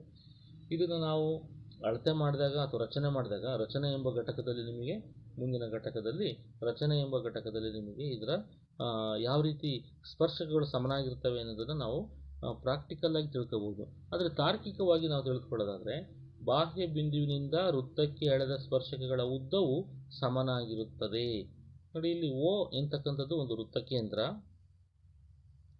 P ಬಾಹ್ಯ ಬಿಂದು. ನಾವು ಚಿತ್ರವನ್ನು ಇಲ್ಲಿ ನೋಡಿದಾಗ ನೋಡಿ, ಇಲ್ಲಿ P ಅಂತಕ್ಕಂಥದ್ದು ವೃತ್ತದ ಹೊರಗಿನ ಬಿಂದು. ಓ ವೃತ್ತದ ಕೇಂದ್ರ. ಪಿ ಕ್ಯೂ ಮತ್ತು ಪಿ ಆರ್ಗಳು ನೋಡಿ, ಇದು ಪಿ ಕ್ಯೂ ಮತ್ತು ಈ ಪಿ ಆರ್ಗಳು, ಪಿ ಕ್ಯೂ ಮತ್ತು ಪಿ ಆರ್ಗಳು ಬಾಹ್ಯ ಬಿಂದು ಪಿನಿಂದ, ಈ ಬಾಹ್ಯ ಬಿಂದು ಪಿನಿಂದ ವೃತ್ತಕ್ಕೆ ಎಳೆದ ಸ್ಪರ್ಶಕಗಳಾಗಿವೆ. ಇದು ಕೊಟ್ಟಿರ್ತಕ್ಕಂಥ ಅಂಶ. ನೋಡಿ, ನಾವು ಪ್ರಮೇಯವನ್ನು ಪ್ರೂವ್ ಮಾಡಬೇಕು. ಬಾಹ್ಯ ಬಿಂದುವಿನಿಂದ ವೃತ್ತಕ್ಕೆ ಎಳೆದ ಸ್ಪರ್ಶಕಗಳ ಉದ್ದವು ಸಮನಾಗಿರುತ್ತದೆ ಎಂದು ಸಾಧಿಸಿ ಅಂತ ಕೊಡ್ತಾರೆ. ಬಹಳ ಮುಖ್ಯವಾಗಿರ್ತಕ್ಕಂಥ ಪ್ರಮೇಯ ಇದು. ನಾವು ಆಗ ಚಿತ್ರವನ್ನು ಬರ್ಕೊಳ್ಬೇಕು. ಚಿತ್ರವನ್ನು ಬರೆದ ನಂತರ ದತ್ತವನ್ನು ಬರೀಬೇಕು. ಚಿತ್ರವನ್ನು ಹೇಳಿಕೆಗೆ ತಕ್ಕಂತೆ ಬರೆದಿದ್ದೀವಿ. ಇಲ್ಲಿ ನಾವು ಚಿತ್ರವನ್ನು ನಾವು ಗಮನಿಸಿದ್ವಿ. ಓ ಒಂದು ವೃತ್ತ ಕೇಂದ್ರವಾಗಿದೆ, ಪಿ ಬಾಹ್ಯ ಬಿಂದು, ಪಿ ಕ್ಯೂ ಮತ್ತು ಪಿ ಆರ್ಗಳು ಬಾಹ್ಯ ಬಿಂದು ಪಿನಿಂದ ವೃತ್ತಕ್ಕೆ ಎಳೆದ ಸ್ಪರ್ಶಕಗಳಾಗಿವೆ. ಈಗ ನಾವು ಒ ಪಿ, ಒ ಕ್ಯೂ ಮತ್ತು ಒ ಆರ್ಗಳನ್ನು ಸೇರಿಸಿದ್ದೇವೆ. ಹಾಗಾದರೆ ಒ ಪಿ, ಒ ಕ್ಯೂ, ಒ ಆರ್ಗಳನ್ನು ಸೇರಿಸಿದಾಗ ನಾವೇನಂತ ಪ್ರೂವ್ ಮಾಡಬೇಕು? ಏನನ್ನ ಸಾಧನೀಯ? ನೋಡಿ, ಬಾಹ್ಯ ಬಿಂದುವಿನಿಂದ ವೃತ್ತಕ್ಕೆ ಎಳೆದ ಸ್ಪರ್ಶಕಗಳ ಉದ್ದ. ಈ ಚಿತ್ರದಲ್ಲಿ ಯಾವುದು ಸ್ಪರ್ಶಕ ನೋಡಿ? ಪಿ ಕ್ಯೂ ಮತ್ತು ಪಿ ಆರ್ ಅಂತಕ್ಕಂಥದ್ದು ಸ್ಪರ್ಶಕ ಆಗಿದೆ. ಹಾಗಾದರೆ ಅವುಗಳು ಸಮನಾಗಿರಬೇಕು. ಅಂದರೆ P Q is equal to P R ಆಗಿರಬೇಕು. P Q is equal to P R ಆಗಿದ್ದರೆ ಅಂತ ನಾವು ಸಾಧಿಸಬೇಕಾಗುತ್ತೆ. ಹಾಗಾದರೆ ಸಾಧನೆ ಏನು? ಲಂಬಕೋನ ತ್ರಿಭುಜ ನೋಡಿ, ಇಲ್ಲಿ ಎರಡು ಲಂಬಕೋನ ತ್ರಿಭುಜಗಳು ಉಂಟಾಗಿದ್ದಾವೆ. ಒಂದು O Q P, O Q P ನೋಡಿ, ಈ ಲಂಬಕೋನ ತ್ರಿಭುಜ, ಇದು ಒ ಕ್ಯೂ ಪಿ ಅಂತಕ್ಕಂಥ ಒಂದು ಲಂಬಕೋನ ತ್ರಿಭುಜ ಉಂಟಾಗಿದೆ. ಇನ್ನೊಂದು ಒ ಆರ್ ಪಿ ಅಂತಕ್ಕಂಥ ಮತ್ತೊಂದು ಲಂಬಕೋನ ತ್ರಿಭುಜ ಉಂಟಾಗಿದೆ. ಯಾಕೆ ಲಂಬಕೋನ ಇದು? ಗಮನಿಸಿ, ಯಾಕೆ ಲಂಬಕೋನ? ನಾವಿಲ್ಲಿ ಎಳೆದಿರತಕ್ಕಂಥ ತ್ರಿಜ್ಯ ಒ ಕ್ಯೂ, ಸ್ಪರ್ಶಕ ಪಿ ಕ್ಯೂ, ಇವುಗಳ ನಡುವೆ 90 ಡಿಗ್ರಿ ಉಂಟಾಗಿರುತ್ತೆ. ಅದೇ ರೀತಿ ಸ್ಪರ್ಶಕ ಇಲ್ಲಿ ತ್ರಿಜ್ಯ ಒ ಆರ್, ಸ್ಪರ್ಶಕ ಪಿ ಆರ್ಗಳ ನಡುವೆ ನಾವು ಲಂಬವಾಗಿರುತ್ತವೆ ಅಂತೇಳಿ ನಾವು ಒಂದು ಪ್ರಮೇಯದಲ್ಲಿ ಪ್ರೂವ್ ಮಾಡಿದ್ದೀವಿ. ಇಂದಿನ ಪ್ರಮೇಯದಲ್ಲಿ ತ್ರಿಜ್ಯ ಮತ್ತು ಸ್ಪರ್ಶಕಗಳು ಒಂದಕ್ಕೊಂದು ಸ್ಪರ್ಶ ಬಿಂದುವಿನಲ್ಲಿ ಎಳೆದ ತ್ರಿಜ್ಯಕ್ಕೆ ಲಂಬವಾಗಿರುತ್ತವೆ ಅಂತೇಳಿ ನಾವು ಪ್ರೂವ್ ಮಾಡಿದ್ದೀವಿ. ಹಾಗಾಗಿ ಅವೆರಡೂ ಕೂಡ ಏನಾಗಿರ್ತವೆ? ಲಂಬಕೋನ ಆಗಿರುತ್ತೆ. ಆ ಕಾರಣದಿಂದ ಅಲ್ಲಿ ಲಂಬಕೋನ ತ್ರಿಭುಜದ ಯಾವುದಾದ್ರೂ ಒಂದು ಕೋನ 90 ಡಿಗ್ರಿಗೆ ಸಮನಾಗಿದ್ದರೆ ಅದು ಲಂಬಕೋನ ತ್ರಿಭುಜ ಅಂತ ಕರಿತೀವಿ. ಆ ಕಾರಣದಿಂದ ಒ ಕ್ಯೂ ಪಿ ಮತ್ತು ಒ ಆರ್ ಪಿಗಳು ಲಂಬಕೋನ ತ್ರಿಭುಜಗಳಾಗಿವೆ. ಹಾಗಾದರೆ ಈ ಲಂಬಕೋನ ತ್ರಿಭುಜದಲ್ಲಿ O Q is equal to O R. ಯಾಕೆ O Q is equal to O R? ಯಾಕೆ ಅಂದರೆ ಇವೆರಡೂ ಕೂಡ ಯಾವುವು? ಒ ಕ್ಯೂ ಮತ್ತು ಒ ಆರ್ ಇವೆರಡೂ ಕೂಡ ಒಂದೇ ವೃತ್ತದ ತ್ರಿಜ್ಯಗಳು. ಆದ್ದರಿಂದ ನಮಗೆ ಒಂದೇ ವೃತ್ತದ ತ್ರಿಜ್ಯಗಳಾಗಿದ್ದಾವೆ. ನೋಡಿ, ಒಂದನೇ ಅಂಶ ನಾವು O Q is equal to O R ಒಂದು ವೃತ್ತದ ತ್ರಿಜ್ಯ ಅಂತ ಹೇಳಿದ್ವಿ. ಅದಕ್ಕಿಂತ ಮುಂಚೆ ಕ್ಯೂ ಬಿಂದುವಿನಲ್ಲಿ 90 ಡಿಗ್ರಿ ಉಂಟಾಗಿದೆ, ಆರ್ ಬಿಂದುವಿನಲ್ಲಿ 90 ಡಿಗ್ರಿ ಉಂಟಾಗಿದೆ ಅಂತ ಹೇಳಿದ್ವಿ. ಅಲ್ಲಿ ಚಿತ್ರವನ್ನು ಗಮನಿಸಿ ನೀವು. O P is equal to O P, ಸಾಮಾನ್ಯ ಬಾಹು ಆರ್, ಎರಡೂ ತ್ರಿಭುಜಗಳಿಗೂ ಕೂಡ ಸಾಮಾನ್ಯವಾಗಿರ್ತಕ್ಕಂಥ ಬಾಹು ಅಂದರೆ ಅಲ್ಲಿ ಒ ಪಿ ಅಂತಕ್ಕಂಥದ್ದು. ಹಾಗಾಗಿ ಒ ಪಿ ಒಂದು ಸಾಮಾನ್ಯ ಬಾಹು. ಹಾಗಾದರೆ ಇಲ್ಲಿ ಎಷ್ಟು ಅಂಶಗಳು? ಒಂದು ಲಂಬಕೋನ, ಇಲ್ಲಿ ಉಂಟಾಗಿರ್ತಕ್ಕಂಥದ್ದು ಲಂಬಕೋನ, ಮತ್ತು ಬಾಹುಗಳು ಯಾವ್ಯಾವುದು? ಒ ಕ್ಯೂ ಮತ್ತು ಒ ಆರ್ ಒಂದೇ ವೃತ್ತದ ತ್ರಿಜ್ಯಗಳಾಗಿರೋದ್ರಿಂದ ನಾವು ಸಮ ಅಂತ ಹೇಳಿದ್ವಿ. ಮತ್ತು O P is equal to O P ಸಾಮಾನ್ಯ ಬಾಹು, ಲಂಬಕೋನ ಮತ್ತು ಅಲ್ಲಿ ವಿಕರ್ಣ. ಯಾವುದು ವಿಕರ್ಣ? ಒ ಪಿ ಅಂತಕ್ಕಂಥದ್ದು ವಿಕರ್ಣ ಆಗುತ್ತೆ. ಸಾಮಾನ್ಯ ಬಾಹು ಒ ಪಿ ವಿಕರ್ಣ ಆಗುತ್ತೆ. ಆಮೇಲೆ ಒಂದು ಬಾಹು ಅಂದರೆ ಒಂದೇ ವೃತ್ತದ ತ್ರಿಜ್ಯಗಳು ಅಂತ ಏನು ತಗೊಂಡಿದ್ದೀವಲ್ಲ, O R is equal to O Q ಆಗಿರುತ್ತೆ.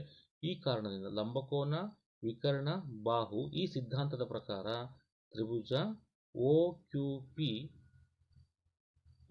ಲಂಬಕೋನ ತ್ರಿಭುಜ O Q P is equal to O R ಆಗಿದೆ. O Q P is equal to O R ಆಗಿರೋದ್ರಿಂದ ನಮಗೇನಂತ ಹೇಳ್ಬೋದು ನಾವು? ಅವೆರಡೂ ಕೂಡ ಸರ್ವಸಮ ತ್ರಿಭುಜಗಳಾಗಿದ್ದಾಗ ಅದರಲ್ಲಿರ್ತಕ್ಕಂಥ ಪರಸ್ಪರ ಎಲ್ಲ 6 ಅಂಶಗಳು, 3 ಕೋನಗಳು, 3 ಬಾಹುಗಳು ಒಂದಕ್ಕೊಂದು ಸಮನಾಗಿರ್ತವೆ. ಹಾಗಾಗಿ ಈ ಒಂದು ತ್ರಿಭುಜದ ಪಿ ಕ್ಯೂ ಬಾಹು ಇನ್ನೊಂದು ತ್ರಿಭುಜದ ಪಿ ಆರ್ ಬಾಹುಗೆ ಸಮನಾಗಿದೆ. ಹಾಗಾದರೆ ಪಿ ಕ್ಯೂ ಮತ್ತು ಪಿ ಆರ್ಗಳು ವೃತ್ತದ ಸ್ಪರ್ಶಕಗಳಾಗಿವೆ. ಹಾಗಾಗಿ ಸ್ಪರ್ಶಕಗಳಾಗಿರೋದ್ರಿಂದ ಬಾಹ್ಯ ಬಿಂದುವಿನಿಂದ ಅಂದರೆ ಬಾಹ್ಯ ಬಿಂದು ಪಿನಿಂದ ವೃತ್ತಕ್ಕೆ ಎಳೆದ ಸ್ಪರ್ಶಕಗಳು ಅಂದರೆ ಪಿ ಕ್ಯೂ ಮತ್ತು ಪಿ ಆರ್ಗಳ ಉದ್ದವು ಸಮನಾಗಿದೆ ಎಂದು ನಾವಿಲ್ಲಿ ಸಾಧಿಸಿದ್ದೇವೆ ಮಕ್ಕಳೇ. ನೋಡಿ, ನಾವು ಇಲ್ಲಿ ಒಂದು ಸಮಸ್ಯೆಯನ್ನು ಬಗೆಹರಿಸೋಣ.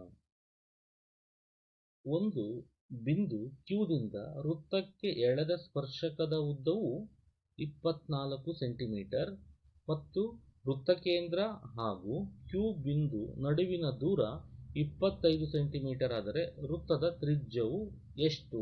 ಇದನ್ನು ಮಲ್ಟಿಪಲ್ ಚಾಯ್ಸ್ ಕ್ವಶನ್ ಕೊಟ್ಟಿದ್ದಾರೆ, ಕಂಡುಹಿಡಿಬೇಕು.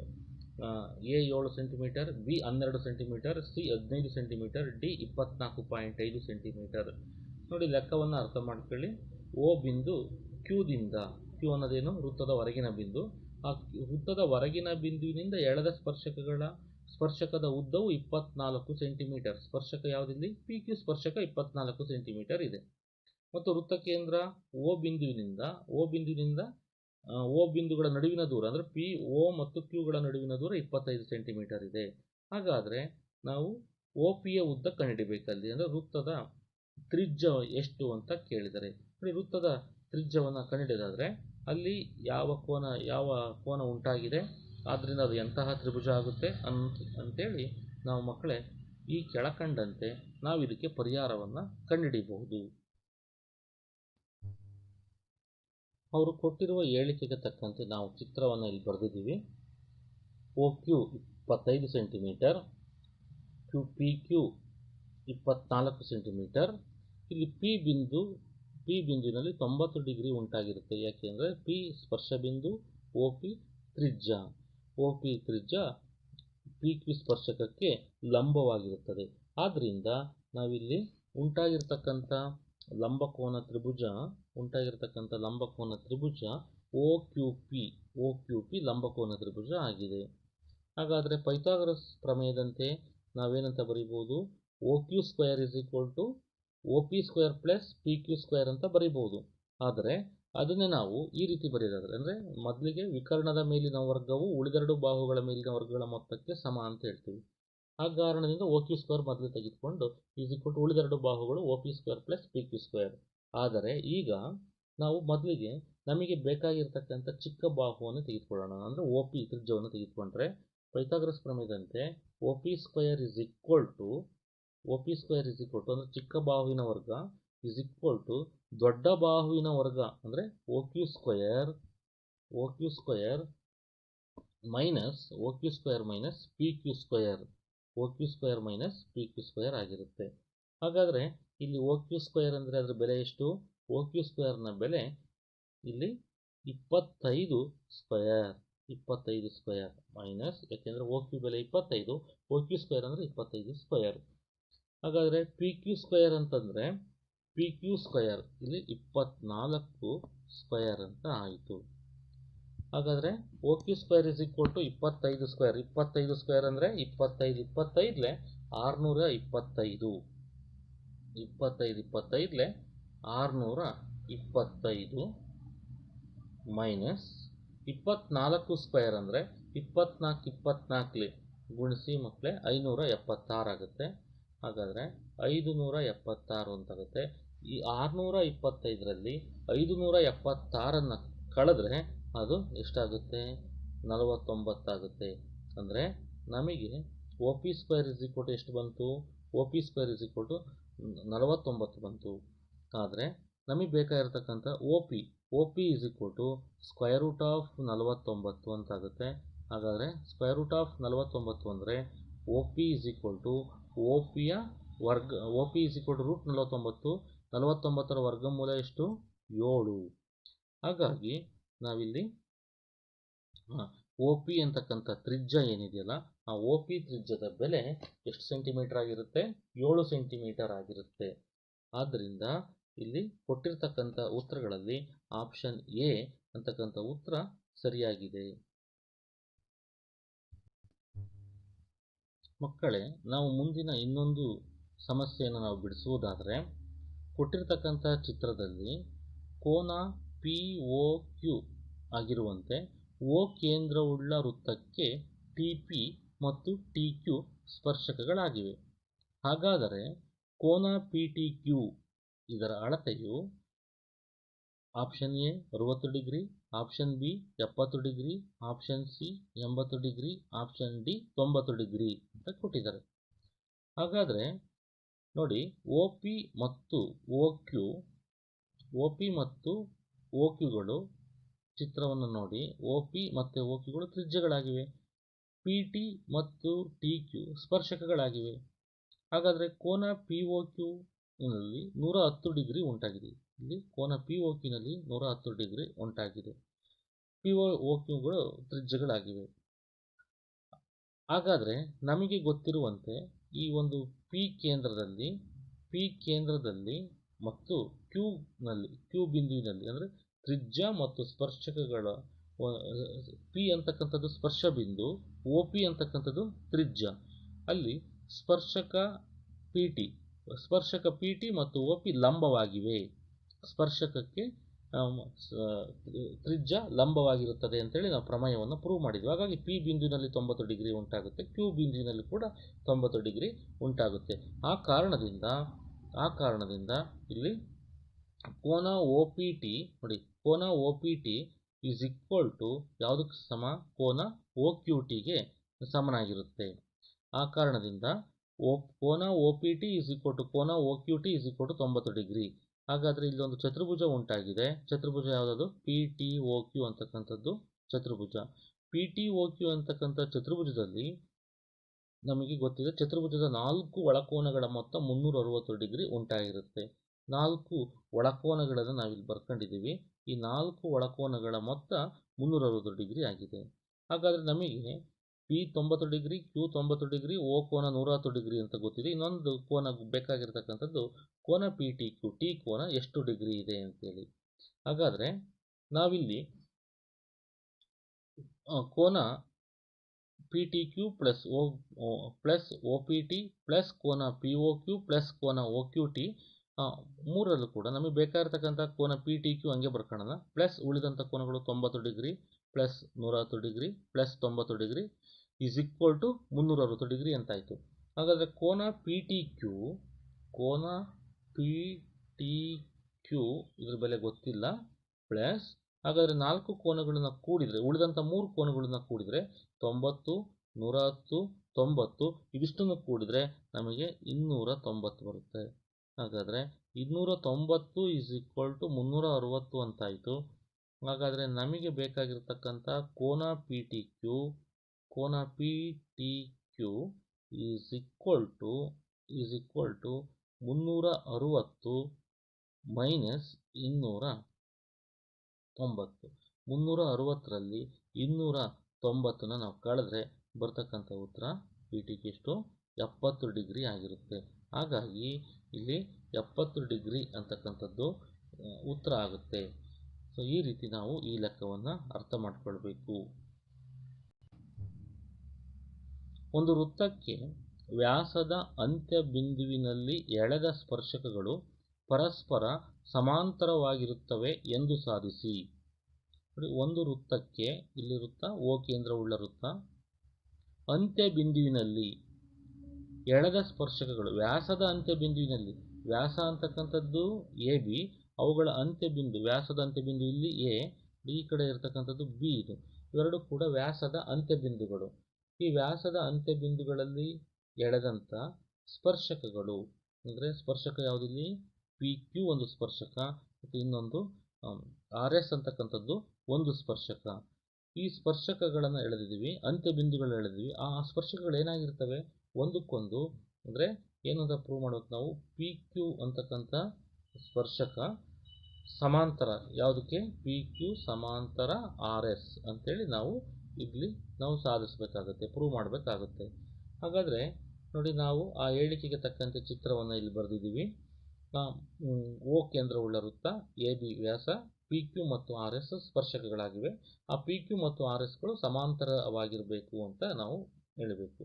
ಹಾಗಾದರೆ ಇಲ್ಲಿ ನಮಗೆ ಗೊತ್ತಿದೆ ಒ ಎ ಮತ್ತು ಒ ಬಿ ಒ ಎ ಮತ್ತು ಒ ಬಿ ಅಂತಕ್ಕಂಥವು ಸ್ಪರ್ಶ ಬಿಂದುವಿನಲ್ಲಿ ಎಳೆದಂಥ ತ್ರಿಜ್ಯಗಳು. ಒ ಎ ಲಂಬ ಆರ್ ಎಸ್, ಒ ಎ ಎಂಬುದು ಆರ್ ಎಸ್ಗೆ ಲಂಬವಾಗಿದೆ. ಇಲ್ಲಿ ಒ ಎ ಅಂತಕ್ಕಂಥ ತ್ರಿಜ್ಯ ಆರ್ ಎಸ್ಗೆ ನೋಡಿ ಪಿ ಕ್ಯೂಗೆ ಲಂಬವಾಗಿದೆ. ಒ ಎ ಅಂತಕ್ಕಂಥ ತ್ರಿಜ್ಯ ಪಿ ಕ್ಯೂಗೆ ಲಂಬವಾಗಿದೆ. ನಮಗೆ ಗೊತ್ತಿದೆ, ಯಾಕೆ ಅಂದರೆ ಪಿ ಕ್ಯೂ ಅಂತಕ್ಕಂಥದ್ದು ಸ್ಪರ್ಶ ಬಿಂದು ಎನಲ್ಲಿ ಎಳೆದಂಥ ತ್ರಿಜ್ಯ ಒ ಎ ಲಂಬವಾಗಿರುತ್ತವೆ ಅಂತೇಳಿ ನಾವು ವೃತ್ತಗಳ ಪ್ರಮೇಯ 1ರಲ್ಲಿ ನಾವು ಸಾಧಿಸಿದ್ದೀವಿ. ಅದೇ ರೀತಿ ಒ ಬಿ ಅಂತಕ್ಕಂಥ ಒಂದು ತ್ರಿಜ್ಯ, ಬಿ ಸ್ಪರ್ಶಬಿಂದು, ಎಸ್ ಆರ್ ಸ್ಪರ್ಶಕ ರೇಖೆ. ಹಾಗಾದರೆ ಆ ಸ್ಪರ್ಶಕ ಆರ್ ಎಸ್ನಲ್ಲಿ ಸ್ಪರ್ಶಬಿಂದು ಬಿ ನಲ್ಲಿ ಎಳೆದಂಥ ತ್ರಿಜ್ಯ ಒ ಬಿ ಒಂದಕ್ಕೊಂದು ಲಂಬವಾಗಿರುತ್ತವೆ. ಸೊ ಆ ಕಾರಣದಿಂದ ನಾವೀಗ ಏನಂತ ಹೇಳ್ಬೋದು ನೋಡಿ, ಈ 90 ಡಿಗ್ರಿ ಒ ಎ ಲಂಬ ಆರ್ ಎಸ್ ಆಗಿದೆ, ಒ ಎ ಲಂಬ ಪಿ ಕ್ಯೂ ಆಗಿದೆ ಮತ್ತು ಒ ಬಿ ಲಂಬ ಆರ್ ಎಸ್ ಆಗಿದೆ. ಆದ್ದರಿಂದ ಕೊಟ್ಟಿರ್ತಕ್ಕಂಥ ಚಿತ್ರದಲ್ಲಿ ನೋಡಿ, ಕೋನ ಒ ಎ ಕ್ಯೂ ಮತ್ತು ಕೋನ ಒ ಎ ಪಿ ಮತ್ತು ಕೋನ ಒ ಬಿ ಆರ್ ಮತ್ತು ಕೋನ ಒ ಬಿ ಎಸ್. ಇದನ್ನು ಸರಿಯಾದ ರೀತಿ ಅರ್ಥ ಮಾಡ್ಕೊಳ್ಳಿ. ಇಲ್ಲಿ ಕೋನ ಇಲ್ಲಿ ಉಂಟಾಗಿರ್ತಕ್ಕಂಥ ಕೋನಗಳು, ಇದು ಕೋನ ಒ ಎ ಆರ್, ಇಲ್ಲಿ ಉಂಟಾಗಿರ್ತಕ್ಕಂಥ ಕೋನ ಒ ಎ ಕ್ಯೂ, ಇದು ಒ ಎ ಕ್ಯೂ. ಇಲ್ಲಿ ಈ ಮೂಲೆಯಲ್ಲಿ ಉಂಟಾಗಿರ್ತಕ್ಕಂಥದ್ದು ಯಾವುದು, ಆರ್ ಬಿ ಒ ಅಥವಾ ಒ ಬಿ ಆರ್ ಅಂತ ಹೇಳ್ಬೋದು. ಮತ್ತು ಅದೇ ರೀತಿ ಇಲ್ಲಿ ಬಿ ಈ ಮೂಲೆಯಲ್ಲಿ ಉಂಟಾಗಿರ್ತಕ್ಕಂಥ ಕೋನ ಎಸ್ ಬಿ ಒ. ಹಾಗಾದರೆ 4 ಕೋನಗಳು ಅಲ್ಲಿ 90 ಡಿಗ್ರಿ ಇದ್ದಾವೆ. ಯಾಕೆ ಅಂದರೆ ಒ ಎ ಲಂಬ ಆರ್ ಎಸ್, ಒ ಎ ಲಂಬ ಪಿ ಕ್ಯೂ ಮತ್ತು ಒ ಬಿ ಲಂಬ ಆರ್ ಎಸ್ ಆಗಿರೋದ್ರಿಂದ.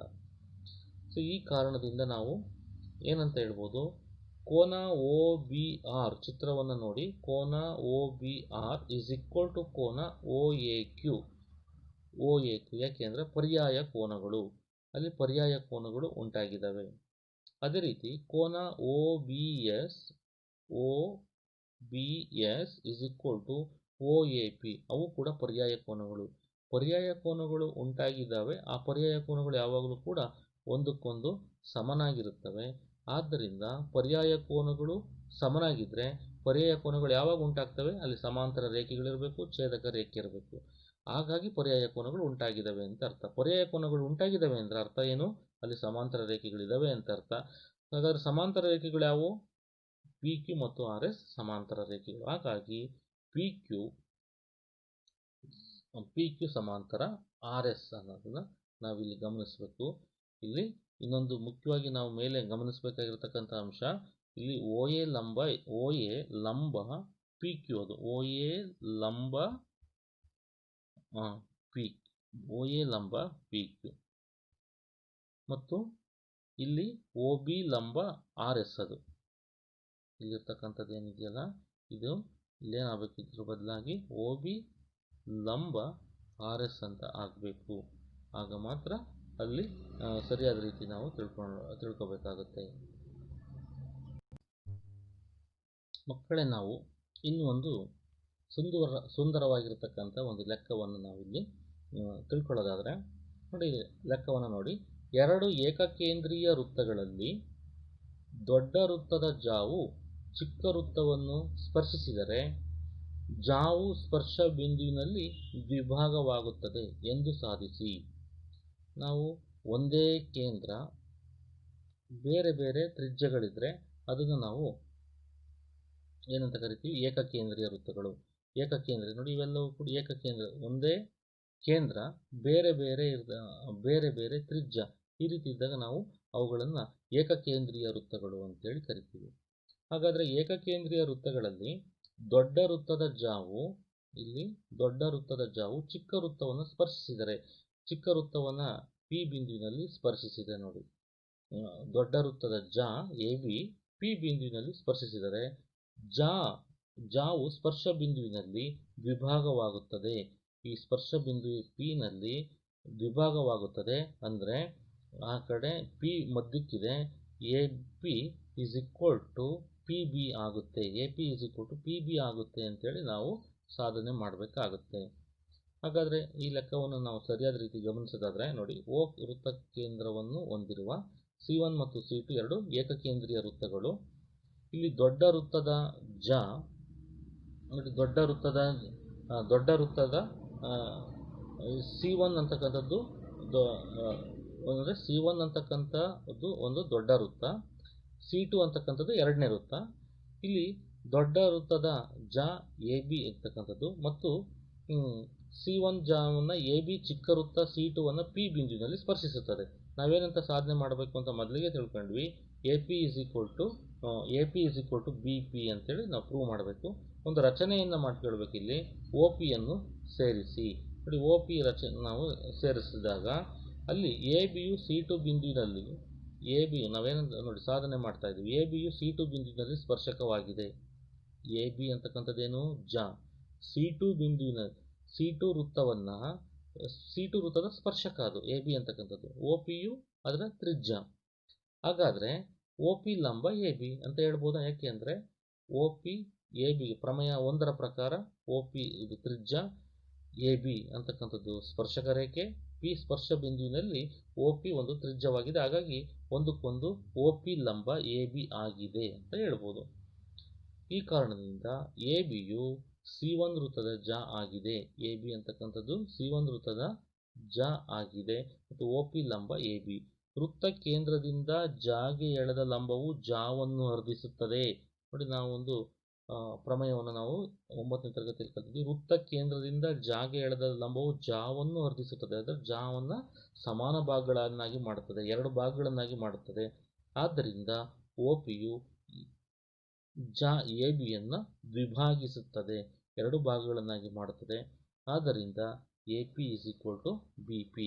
ಇಲ್ಲಿ ಎ ಪಿ ಮತ್ತು ಬಿ ಪಿ ಅಂತಕ್ಕಂಥವು ಜ ಅದ ನೋಡಿ. ಪಿ ಅಲ್ಲಿ ಸ್ಪರ್ಶ ಬಿಂದು ಆದರೆ ಎ ಪಿ ಅಂತಕ್ಕಂಥದ್ದು ಮತ್ತು ಪಿ ಬಿ ಅಂತಕ್ಕಂಥದ್ದು ಆ ಕಡೆ ಪಿ ಮಧ್ಯ ಬಿಂದು. A P is equal to P B ಮಧ್ಯದಲ್ಲಿದೆ.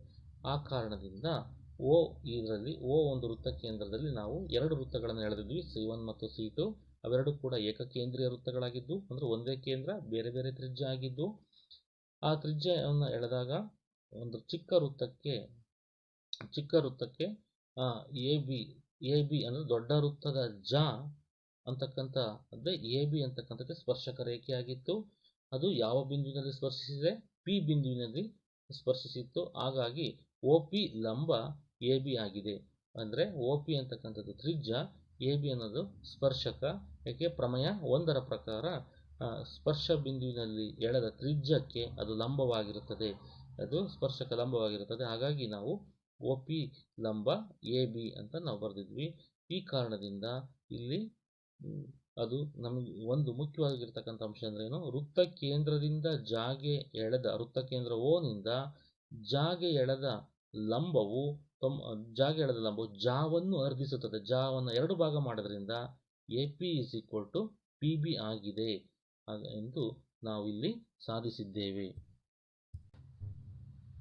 ಇದುವರೆಗೂ ಕೂಡ ನಾವು ವೃತ್ತಕ್ಕೆ ಸಂಬಂಧಪಟ್ಟಂಥ ಅನೇಕ ಪರಿಕಲ್ಪನೆಗಳು, ಪ್ರಮೇಯಗಳ ಬಗ್ಗೆ ನಾವು ತಿಳ್ಕೊಂಡಿದ್ದೀವಿ. ಇವೆಲ್ಲವನ್ನು ಕೂಡ ಚೆನ್ನಾಗಿ ಅಭ್ಯಾಸ ಮಾಡಿ, ಅಭ್ಯಾಸದ ಲೆಕ್ಕಗಳನ್ನೆಲ್ಲವನ್ನು ಬಿಡಿಸಿ ಮತ್ತು ಬೇರೆ ಬೇರೆ ರೀತಿಯ ಅನ್ವಯಿಕ ಪ್ರಶ್ನೆಗಳನ್ನು ಹುಡುಕಿ, ಪ್ರಶ್ನೆ ಪತ್ರಿಕೆಯನ್ನು ಹುಡುಕಿ ಬಿಡಿಸಿ. ಮಕ್ಕಳೇ, ನಿಮ್ಮೆಲ್ಲರಿಗೂ ಕೂಡ ಒಳ್ಳೆಯದಾಗಲಿ. ಧನ್ಯವಾದಗಳು.